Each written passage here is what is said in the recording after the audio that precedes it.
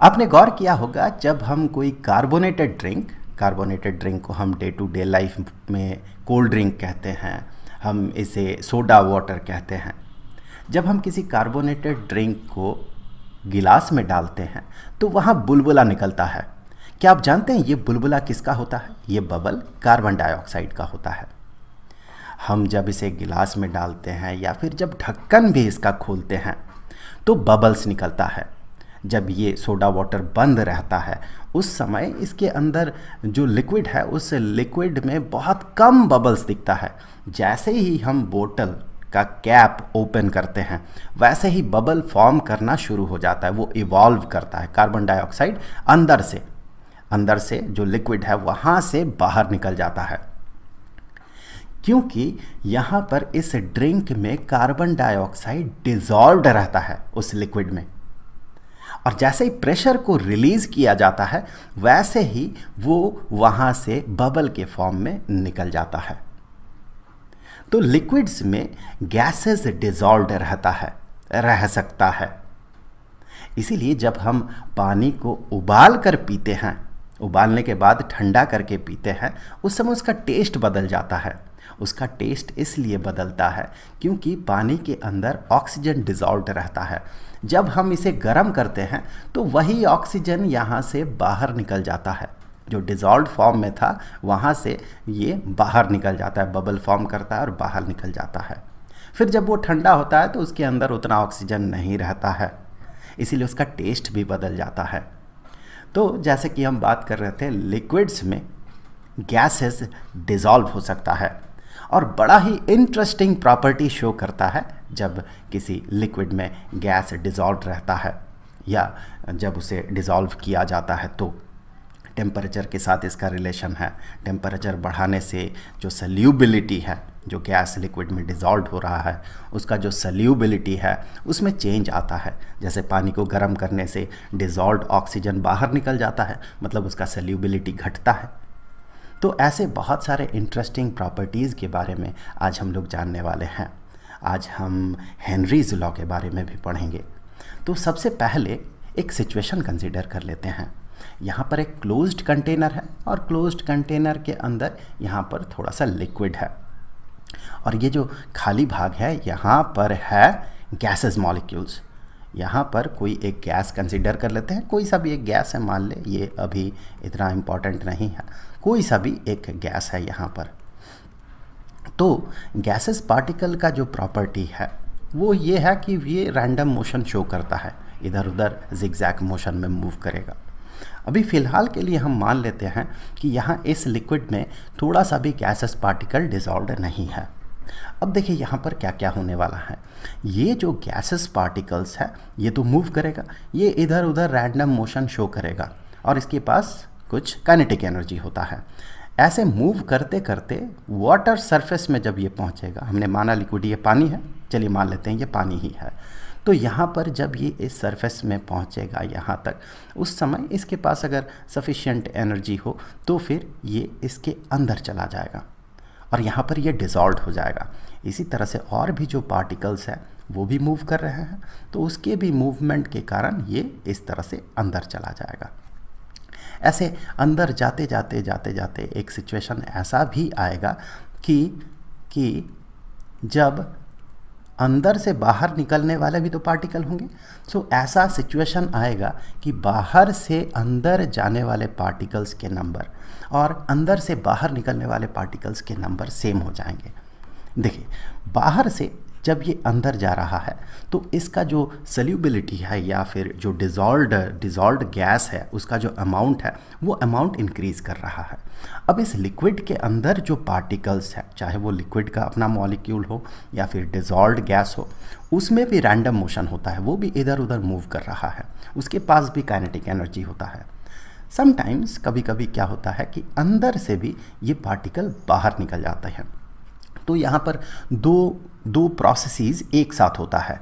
एक तो बाहर से अंदर वाला जो गैसेस पार्टिकल्स का अंदर जाने का जो प्रोसेस है वो प्रोसेस होता है कि ये इनवर्ड्स आता है, ये इस लिक्विड के अंदर आता है और एक प्रोसेस है कि अंदर वाले गैसेस पार्टिकल्स जो है, डिजॉल्व्ड गैसेस पार्टिकल्स जो है, ये लिक्विड से बाहर, लिक्विड फेज से या जो सोल्यूशन फेज से ये बाहर निकलता है, बाहर अपना गैसेस फेज में ये बाहर निकलता है। तो दो प्रोसेसेस साथ साथ चल रहा है। जो बाहर से अंदर आने वाले गैसेस पार्टिकल्स है उसका एक रेट होगा, एक सर्टन रेट से वो अंदर जा रहा होगा। तो इसके रेट को हम रेट 1 मान ले लेते हैं, इसे रेट 1 नाम दे देते हैं कि यूनिट टाइम में कितने गैसेस पार्टिकल्स गैसेस फेज से सॉल्यूशन फेज में आ रहा है। और जो बाहर निकलने का रेट है उसे हम रेट 2 नाम दे देते हैं। मतलब जो सॉल्यूशन फेज है, इस सॉल्यूशन फेज से जो गैसेस पार्टिकल्स है वो बाहर भी निकल रहा होता है, गैसेस फेज में जा रहा होता है, उसका भी यूनिट टाइम में एक सर्टेन अमाउंट ऑफ गैस बाहर निकलेगा। तो उस रेट को हम रेट 2 नाम दे देते हैं। इनिशियली क्या होता है, जब लिक्विड के अंदर गैसेस पार्टिकल्स ना के बराबर होता है, उस समय जो गैसेस फेज है उसमें तो बहुत सारे पार्टिकल्स हैं, वो इधर उधर मूव कर रहा है, इधर उधर मूव करते करते वो लिक्विड के अंदर चला जाता है। तो इनिशियली ये वाला जो रेट होता है, अंदर जाने वाला जो रेट होता है, ये काफ़ी ज़्यादा होता है, बहुत ज़्यादा होता है। और रेट 2 जो होता है ये नेग्लिजिबल, ना के बराबर होता है शुरुआती समय में, क्योंकि इस लिक्विड के अंदर गैसेस पार्टिकल होता ही नहीं है, तो बाहर निकलने वाले पार्टिकल्स ही नहीं होंगे, तो बाहर निकलेगा कौन। ऐसा करते करते जब बाहर से या गैसेस फेज से इस सॉल्यूशन फेज में बहुत सारे पार्टिकल्स अंदर आ जाता है, तो चूंकि इसके नंबर इंक्रीज़ करता है तो धीरे धीरे ये रेट भी इंक्रीज़ करता है, बाहर निकलने का रेट भी जो है वो इंक्रीज़ करता है, क्योंकि अंदर बहुत सारे पार्टिकल्स होंगे। अब यहाँ पर देखने वाली बात यह है कि धीरे धीरे अंदर आने का रेट घटता है, क्योंकि गैसेस फेज में पार्टिकल का नंबर जो है धीरे धीरे घटते रहता है, तो अंदर आने का प्रोबेबिलिटी घटता है। लेकिन अंदर पार्टिकल इंक्रीज़ करते रहता है, इसीलिए बाहर जाने का प्रोबेबिलिटी धीरे धीरे इंक्रीज़ करता है। ऐसा करते करते एक समय ऐसा आता है कि ये दोनों रेट्स जो है, अंदर जाने का रेट गैसेस पार्टिकल्स के गैसेस फेज से सॉल्यूशन फेज में, और सॉल्यूशन फेज से बाहर जाने का रेट, ये दोनों बराबर हो जाता है। ऐसे सिचुएशन में जब दोनों रेट्स बराबर होता है तो हम कहते हैं कि यहाँ पर इसने डायनामिक इक्विलिब्रियम अटेन कर लिया है। ये सिचुएशन है डायनामिक इक्विलिब्रियम का। डायनामिक इक्विलिब्रियम मतलब ये ऐसा एक सिचुएशन है जहां हमें आपात दृष्टि में, जो बाहर बाहर से स्थूल दृष्टि जिसे कहा जाता है, स्थूल दृष्टि में ऐसा लगेगा, ऐसा अपीयर होगा मानो कि इसके अंदर डिजॉल्व्ड गैस का नंबर जो है, गैसेस पार्टिकल का जो नंबर है वो इंक्रीज़ नहीं हो रहा है। मतलब इसका यहाँ पर जो सल्यूबिलिटी है या जो अंदर डिजॉल्व्ड गैस का अमाउंट है वो इतना ही रह जाएगा, फिक्स्ड रह जाएगा, हमें ऐसा बाहर बाहर दिखेगा। ये डायनेमिक इक्विलिब्रियम आता है। रेट 1 और रेट 2 या रेट इनवर्ड्स और रेट आउटवर्ड्स ये दोनों इक्वल हो जाता है। अब देखिए, अगर हम यहाँ पर प्रेशर थोड़ा सा इंक्रीज़ कर दे तो फिर ये जो सल्यूबिलिटी है, जितना अमाउंट में ये डिजॉल्व्ड है गैस इस लिक्विड के अंदर, उस सल्यूबिलिटी में कुछ फ़र्क पड़ेगा। चलिए, इसके लिए हम इसी सिचुएशन को कुछ ऐसे कंसीडर कर लेते हैं। यहाँ पर हम पिस्टन लगा देते हैं और यही वाला जो सिचुएशन है, इसी वाले सिचुएशन को हम एक बार यहाँ पर ड्रॉ करते हैं, एकदम यही वाला सिचुएशन, लेकिन इस बार पिस्टन लगा हुआ है। इस बार हमने पिस्टन लगा दिया। ये गैसेस फेज में ये गैसेस पार्टिकल्स है और यहाँ पर लिक्विड में डिजॉल्व्ड ये सारे गैसेस पार्टिकल्स हैं। ये डायनामिक इक्विलिब्रियम में है। अब देखिए, यहाँ पर अगर हम प्रेशर को इंक्रीज़ करेंगे तो क्या होगा। यहाँ पर अब डायनामिक इक्विलिब्रियम में था ये, मतलब यहाँ और अमाउंट में गैसेस पार्टिकल जो है ये डिज़ॉल्व नहीं होगा। लेकिन अब की बार हम क्या करेंगे, यहाँ पर जो पिस्टन लगा हुआ है उस पिस्टन में थोड़ा सा फोर्स अप्लाई किया गया, या फिर आप ऐसे भी इसे देख सकते हैं, थोड़ा इसमें वेट डाल दिया गया। यहाँ पर थोड़ा सा वेट डाल दिया गया, तो वेट डालने से क्या हुआ कि ये थोड़ा ज़्यादा प्रेशर नीचे की तरफ प्रोवाइड करेगा। अब देखिए, यहाँ पर जो गैसेस पार्टिकल्स थे ये जो गैसेस पार्टिकल्स थे ये थोड़ा करीब करीब आ जाएगा, क्योंकि हमने पिस्टन को नीचे उतार दिया, हमने प्रेशर को इंक्रीज़ किया। टेक्निकली कहें तो हमने प्रेशर को इंक्रीज़ किया।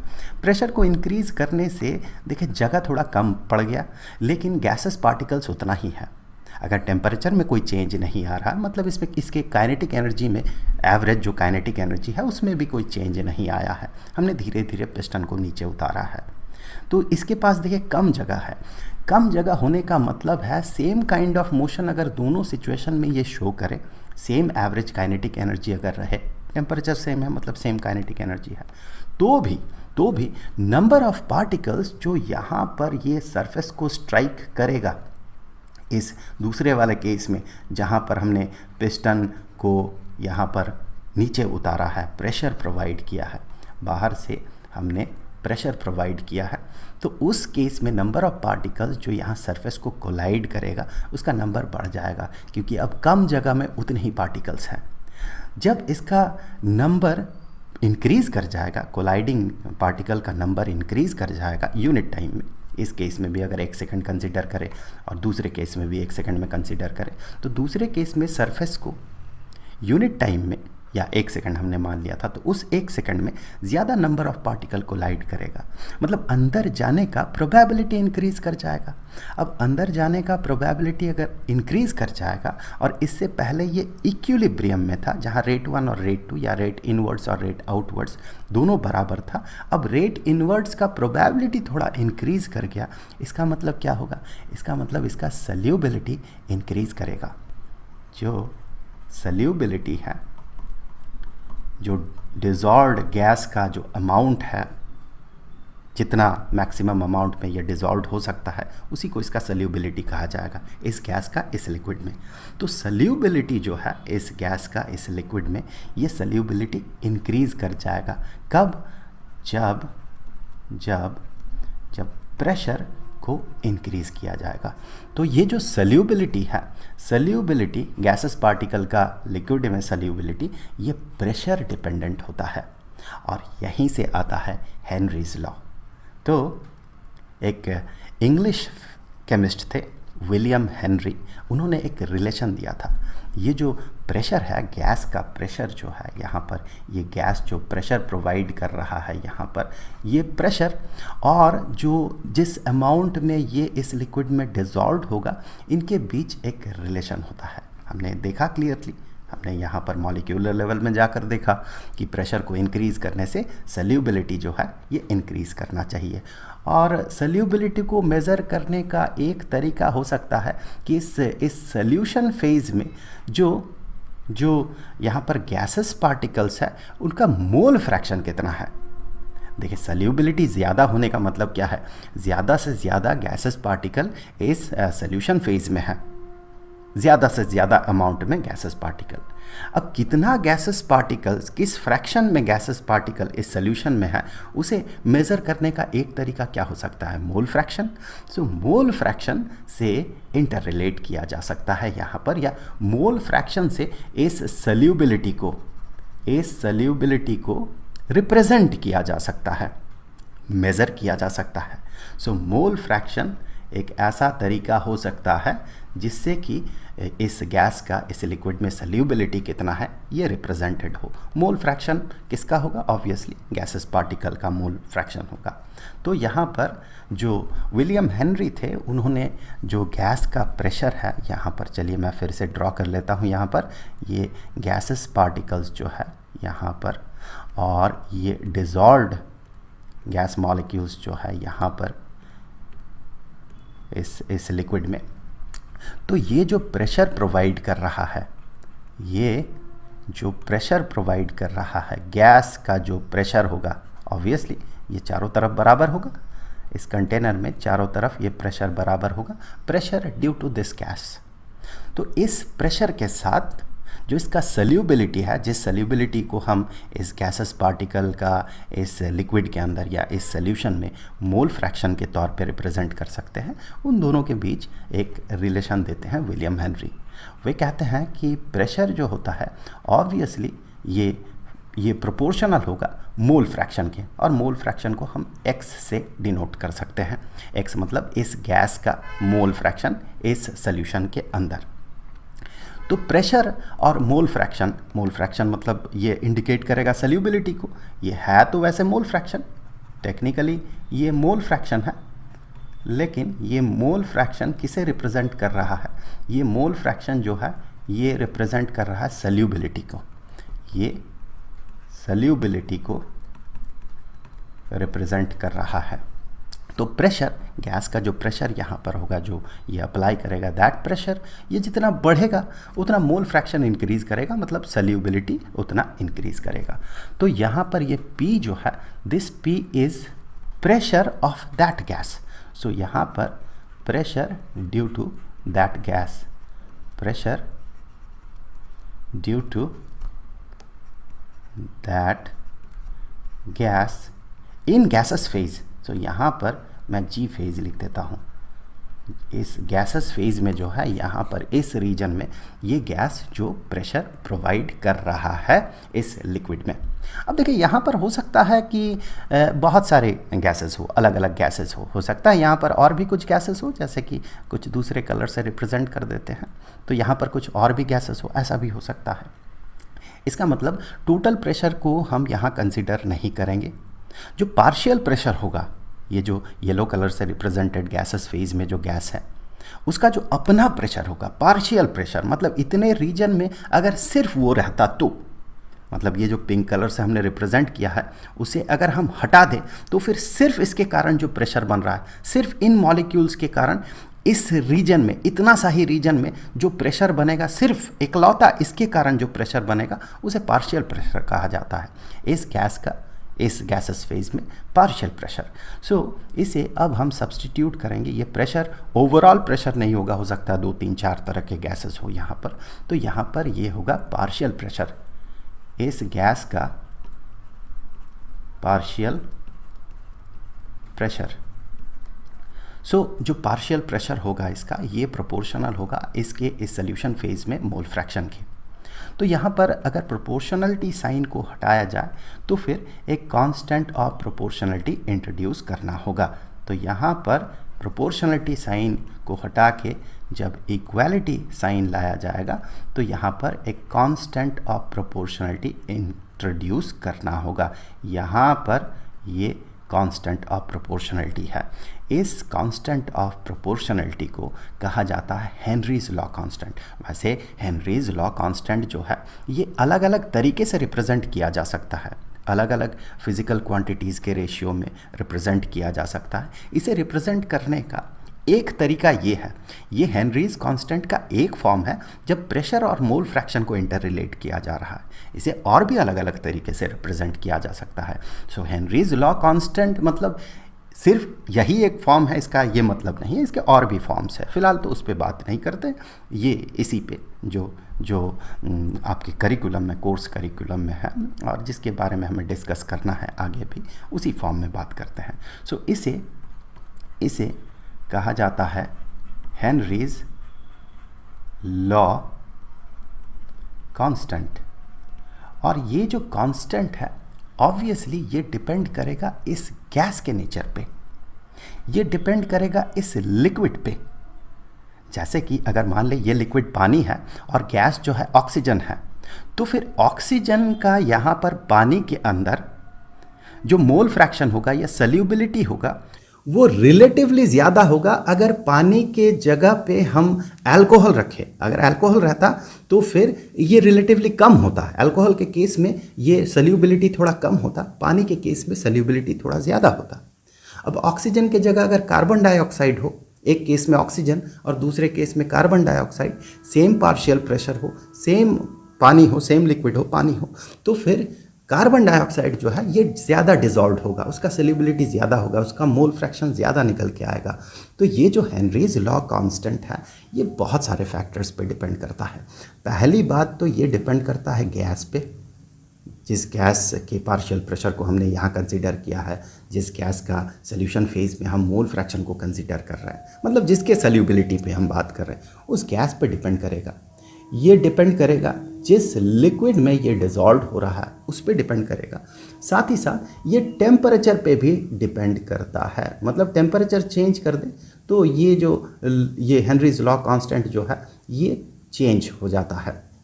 टेम्परेचर चेंज करने से ये चेंज हो जाता है, क्योंकि सॉल्युबिलिटी में चेंज आता है। भले ही पार्शियल प्रेशर सेम रह जाए लेकिन सॉल्युबिलिटी में चेंज हो जाता है। जैसे कि पानी को गर्म कर दे तो डिज़ोल्व्ड ऑक्सीजन निकल जाता है, मतलब जो पानी में ऑक्सीजन का सॉल्युबिलिटी है वो सॉल्युबिलिटी पानी को गर्म करने से घट जाता है और घटने के कारण वो बाहर निकल जाता है। ये जो हेनरीज लॉ कांस्टेंट है ये बहुत सारे फैक्टर्स पे डिपेंड करता है। गैस पे डिपेंड करता है, लिक्विड पे डिपेंड करता है और इस सोल्यूशन के टेम्परेचर पे भी डिपेंड करता है।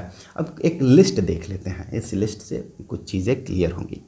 तो यहाँ पर आप देखिए नाइट्रोजन 2 केसेस दिया हुआ है नाइट्रोजन का।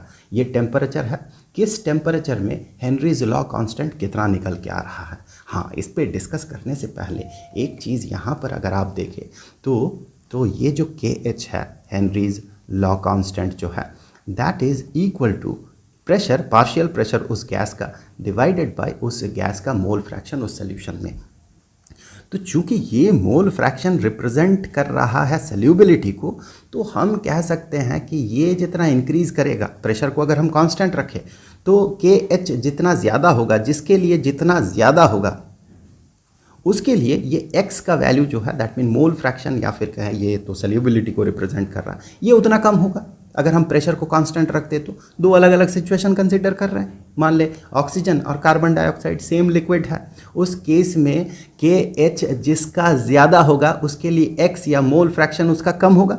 दोनों इन्वर्सली प्रोपोर्शनल होगा, दोनों के लिए सेम पार्शियल प्रेशर कंसीडर कर लेते हैं। ऐसा सिचुएशन यहाँ पर लिक्विड है और यहाँ पर ऑक्सीजन है और यहाँ पर सेम टाइप का कंटेनर है, सेम वॉल्यूम है, सेम लिक्विड है, सब कुछ सेम है और यहाँ पर कार्बन डाइऑक्साइड है। तो जिसके लिए KH हेनरीज लॉ कांस्टेंट जिसके लिए ज़्यादा होगा तो उसके लिए ये मोल फ्रैक्शन जो है कम होगा, प्रोवाइडेड दैट अंदर जो प्रेशर है इस गैसेस फेज में जो प्रेशर है दोनों ही केस में सेम है। तो ये बात अभी फ़िलहाल ध्यान रखने वाली है, तब जाके चार्ट जो हम देखेंगे वो बेहतर समझ में आएगा।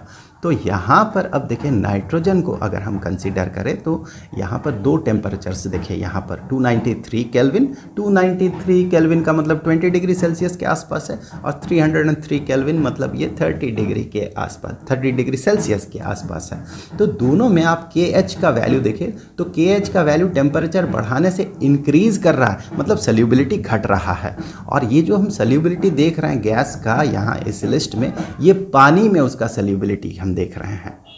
ऑक्सीजन के केस में भी हमें वही चीज़ दिखता है कि जो KH है ये KH का वैल्यू जो है ये KH का वैल्यू इंक्रीज़ कर रहा है, मतलब सॉल्युबिलिटी घट रहा है। और प्रैक्टिकल लाइफ में भी, डे टू डे लाइफ में भी हम यही चीज़ देखते हैं कि पानी को गर्म कर दे तो वहाँ से ऑक्सीजन निकल जाता है, मतलब उसका सॉल्युबिलिटी घट जाता है। अब एक बार कार्बन डाइऑक्साइड का सॉल्युबिलिटी देखें। यहाँ पर इसका सिर्फ एक ही सॉल्युबिलिटी का वैल्यू दिया हुआ है या KH का वैल्यू दिया हुआ विच इज़ 1.67। अभी अगर आप नाइट्रोजन 293 में ही कंपेयर कर लेते हैं, नाइट्रोजन को और ऑक्सीजन को 293 केल्विन यानी कि 20 डिग्री सेल्सियस में अगर हम कंपेयर करते हैं तो हम ये पाते हैं कि ऑक्सीजन के लिए KH का वैल्यू जो है ये कम है, मतलब नाइट्रोजन से ऑक्सीजन का सॉल्युबिलिटी ज़्यादा है और सिर्फ 5 केल्विन का ही डिफरेंस है। तो हम यहाँ इसे भी कंपेयर कर सकते हैं, ये NCERT से लिया हुआ डेटा है, एग्जैक्ट वही डेटा है। तो यहाँ पर भी 298 केल्विन है, थोड़ा सा 5 डिग्री सेल्सियस या 5 केल्विन का डिफरेंस है, तो हम इसे कंपेयर कर सकते हैं। तो कंपेयर करके देखिए ये जो है इसका वैल्यू बहुत बहुत कम है। कार्बन डाइऑक्साइड के लिए KH यानी कि हेनरीज लॉ कांस्टेंट का वैल्यू बहुत बहुत कम है। अब बहुत बहुत कम है इसका मतलब इसका सॉल्युबिलिटी बहुत ज़्यादा होता है। पानी में कार्बन डाइऑक्साइड का सॉल्युबिलिटी बहुत ज़्यादा होता है, इसीलिए हमारे ब्लड में जो लिक्विड होता है, पानी होता है, वही पानी अधिकतर कार्बन डाइऑक्साइड को कैरी करके ले जाता है। सो जब वो वापस आता है बॉडी से, जब हार्ट तक वापस आता है, लंग्स तक, फिर लंग्स तक वापस आता है, कार्बन डाइऑक्साइड जो है अधिकतर भाग में जो ब्लड के अंदर जो पानी होता है उसी पानी में ये डिज़ोल्व होके ये कैरिड फॉरवर्ड होता है। तो यहाँ से एक चीज़ हम ये देख सकते हैं कि टेम्परेचर बढ़ाने से सल्यूबिलिटी घटता क्यों है। तो जैसे कि हमने इससे पहले जब सॉलिड को लिक्विड में घोल रहे थे वहाँ पर ले चैटलियर्स प्रिंसिपल हमने देखा था, तो उस लॉजिक से ले चैटलियर प्रिंसिपल से भी हम इस चीज़ को समझ सकते हैं कि टेम्परेचर को इंक्रीज़ करने से एग्जैक्टली होता क्या है, और यहाँ से हमें क्यों ऐसा लगता है या ऐसा दिखता है कि जो सल्यूबिलिटी है ये सल्यूबिलिटी घट गया है। वैसे यहाँ पर हम मान लेते हैं ये जो है लिक्विड है, यहाँ पर लिक्विड है, और गैसेस पार्टिकल्स को मैं यहाँ पर ड्रॉ कर लेता हूँ। सो ये गैसेस पार्टिकल्स जो है ये गैसेस पार्टिकल्स है। सो गैसेस पार्टिकल्स के बीच थोड़ा सा भी अट्रैक्शन नहीं होता है। ये गैस का नेचर होता है कि दो गैसेस पार्टिकल्स के बीच अट्रैक्टिव फोर्स नहीं होता, क्योंकि वो बहुत दूर दूर होता है उनके बीच। जैसे लिक्विड में लिक्विड के बीच बॉन्ड बनता है, कोई ख़ास बॉन्ड ना सही तो वहाँ पर लंडन डिस्पर्सिव फोर्स काम कर जाता है। तो इस तरह से लिक्विड में बॉन्ड बनता है। अब लिक्विड पार्टिकल को यहाँ मैं ड्रॉ कर रहा हूँ। सो यहाँ पर लिक्विड पार्टिकल्स और उन्हीं लिक्विड पार्टिकल्स के बीच यहाँ पर ये जो गैसेस मॉलिक्यूल्स है, ये गैसेस मॉलिक्यूल्स उन्हीं के बीच यहाँ पर डिसॉल्व्ड फॉर्म में है। तो यहाँ पर गैसेस के बीच किसी भी तरह का फोर्स काम नहीं करता है, नेग्लिजिबली स्मॉल। जब दो गैसेस पार्टिकल बहुत क्लोज आता है तभी एक हल्का सा बॉन्ड लाइक फीचर यहाँ पर दिखता है, लेकिन यहाँ पर ये बहुत क्लोज होता है, रिलेटिवली क्लोज होता है। तो इन जगहों पे लिक्विड के अंदर या फिर कहें इस सॉल्यूशन फेज में यहाँ पर इन पार्टिकल्स के बीच बनता है बॉन्ड। अब बॉन्ड बनता है, इसे उल्टे तरफ से देखें तो इस बॉन्ड को तोड़ना होगा, तो इसे बाहर निकालना होगा। इस गैसेस मॉलिक्यूल को अगर बाहर निकालना होगा आपको, तो फिर इस बॉन्ड को तोड़ के निकलेगा। ये बॉन्ड को तोड़ के निकलेगा मतलब इसे एनर्जी प्रोवाइड करना होगा, तब जाके ये गैसेस फेज में जाएगा। कुछ एनर्जी इसे चाहिए होगा। वैसे ये एनर्जी ये इस सॉल्यूशन के पार्टिकल का जो काइनेटिक एनर्जी है उसी से मिल जाता है, और उसी से ये इस सॉल्यूशन फेज से गैसेस फेज में जा सकता है। लेकिन समझने वाली बात ये है कि इसे कुछ एनर्जी चाहिए होगा इस बॉन्ड को तोड़ने के लिए। मतलब जब बॉन्ड बना उस समय एनर्जी रिलीज हुआ होगा, ठीक उसका उल्टा। तो जब बॉन्ड बनता है, जब ये गैसेस फेज जहाँ पर कि बॉन्ड रहता ही नहीं है, गैसेस फेज से जैसे ही सॉल्यूशन फेज में आता है, वैसे ही इसके जो सॉल्वेंट मॉलिक्यूल्स हैं उनके साथ इसके बीच एक बॉन्ड सा बन जाता है, जिसके दौरान यहाँ पर एनर्जी रिलीज होता है। तो यहाँ पर जो डिसोल्यूशन हो रहा है, हम कह सकते हैं डिसोल्यूशन हो रहा है क्योंकि सॉल्यूशन बन रहा है। सो यहाँ पर जो डिसोल्यूशन हो रहा है, ये डिसोल्यूशन प्रोसेस को अगर आप देखें तो ये एक्सोथर्मिक है। और हमने ये देखा था ले चैटलियर्स प्रिंसिपल में कि कोई एक्सोथर्मिक प्रोसेस हो, कोई डिसोल्यूशन प्रोसेस अगर एक्सोथर्मिक हो, फिर टेम्परेचर बढ़ाने से उसका सल्यूबिलिटी जो है वो सल्यूबिलिटी घटता है। उसे आप फिर से एक बार रिपीट कर लेते हैं। इसे आप ऐसे समझ सकते हैं कि बॉन्ड को तोड़कर बाहर निकलने के लिए इसे एनर्जी चाहिए। तो अगर हम एक्स्ट्रा एनर्जी ज़्यादा प्रोवाइड करें, टेम्परेचर बढ़ाने का मतलब हीट प्रोवाइड कर रहे हैं, तो ज़्यादा अगर हम एनर्जी प्रोवाइड करें तो फिर ये बॉन्ड का टूटने का प्रोबेबिलिटी ज़्यादा हो जाएगा, क्योंकि एनर्जी ये एक्सेप्ट करेगा तो बॉन्ड टूटेगा। तो हम अगर हीट प्रोवाइड कर रहे हैं तो बॉन्ड के टूटने का प्रोबेबिलिटी इंक्रीज कर जाएगा और वो गैसेस फेज में ज़्यादा चला जाएगा।